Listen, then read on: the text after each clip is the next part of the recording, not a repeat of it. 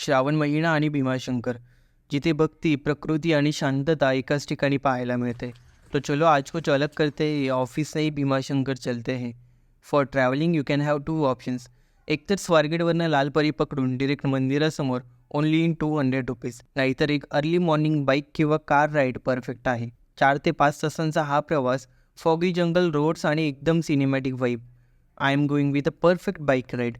चाकण किंवा राजगुरुनगरमध्ये गरमागरम चाय आणि मिसळपावचा ब्रेकफास्ट घेतला की energy mode full on. Ghat section सुरू झालं की नेचरची असली मॅजिक दिसायला लागते. ट्विस्टी रोड्स, डेन्स फॉरेस्ट आणि एक रॉ ॲडव्हेंचर, एकदम स्वर्गाची फिलिंग. गाभाऱ्यात जाऊन दर्शन घ्यायचं असेल तर पहिलेच जाऊन रांगेमध्ये उभे राहा, else you have to wait for 4 to 5 hours in queue. पण माझा रांगेतला एक्सपिरियन्स असा काहीसा होता.